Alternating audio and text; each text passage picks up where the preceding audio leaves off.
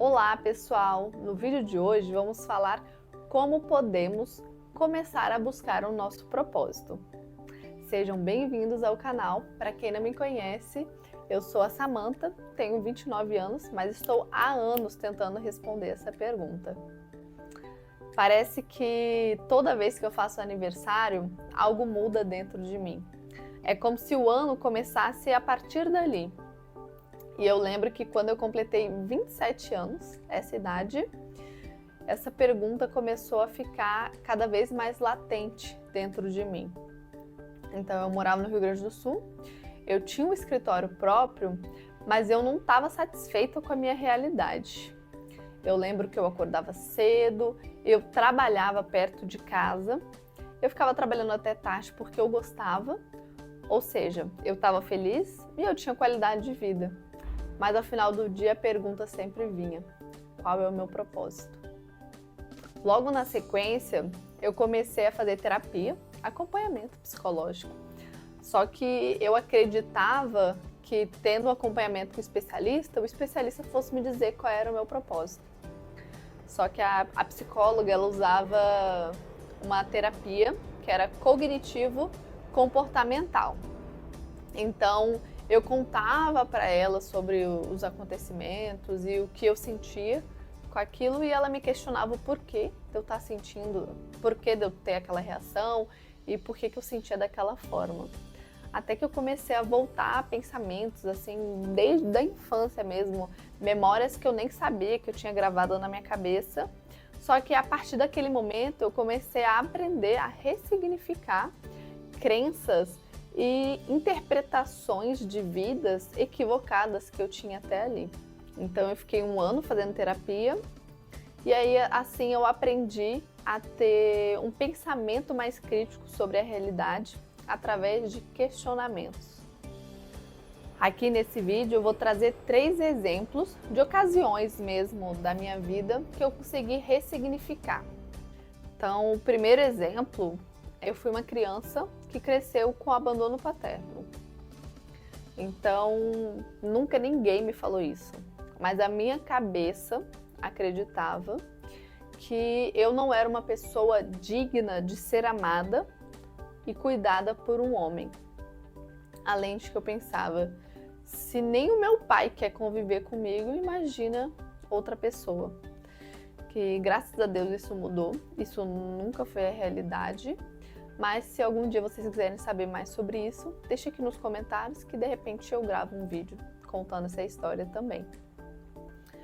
O segundo exemplo é que desde criança, desde pequenininha mesmo, minha mãe ela sempre me criou sozinha. Então, por mais que ninguém tenha me dito, eu sempre achei que mulher fosse capaz, independente e suficiente. Então eu lembro que eu falava que eu queria ter filhos, mas que eu não queria casar. Então, mesmo pequena, eu sempre falava, eu vou querer só trabalhar, só minha vida profissional. E eu falava que eu não queria namorar, não tinha tempo para isso. E realmente, todo relacionamento que eu começava, nenhum vingava, porque isso foi uma crença que estava ali dentro, entendeu? Que aí eu tive que ressignificar com o tempo. E o terceiro exemplo é que eu sou filha única por parte de mãe. Por mais que muitos digam, minha mãe ela nunca me mimou. Ela sempre, tudo que ela me dava, ela falava que eu tinha que dividir com meus primos. Então nada era só pra mim. E muitas coisas que eu queria, na verdade, eu nem ganhava, né? Até mesmo pela nossa condição na época. Mas eu lembro que como ela tinha que trabalhar o dia inteiro para nos sustentar, eu ficava muito tempo sozinha. Então eu lembro que eu era muito carente de atenção. Eu queria sair, conhecer todo mundo, ser amiga de todo mundo, por conta da atenção que eu queria, principalmente da minha mãe, eu teimava muito. Então, na escola e tudo mais. Então, com o tempo que eu fui melhorar essa parte. Então, quando você é criança, você não precisa refletir sobre isso. Mas quando você se torna adulto e você carregar isso dentro de si, isso é uma escolha.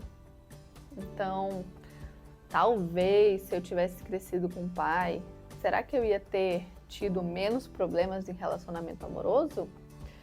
Se eu não aprendi a me respeitar, como é que eu ia querer que os outros me respeitassem? Se eu não me considerava que podia ser amada e não me amava o suficiente, como é que eu poderia exigir que outra pessoa me amasse?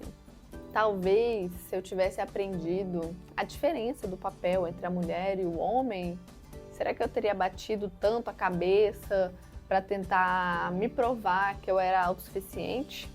Até porque, na verdade, nós não somos. As pessoas precisam de pessoas podem se auxiliar, pessoas se complementam.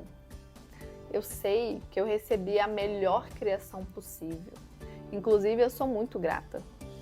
Mas a minha história não se resume ao meu passado, aos meus erros, principalmente de interpretação sobre a vida, ou como os outros me definiram, mas sim como eu reajo a tudo isso que acontece.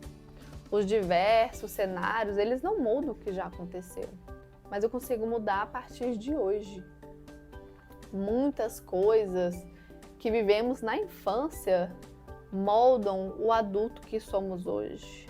Mas se a gente não aprender a se conhecer, a gente vai viver com crenças limitantes que nos impedem de evoluir. Ou seja, não existe uma resposta certa. Até mesmo porque o seu propósito ele pode mudar ao longo do tempo. Hoje o meu propósito é pelo meu marido e pelos meus pais, mas no dia que eu tiver filho, meu propósito pode ser pelos meus filhos.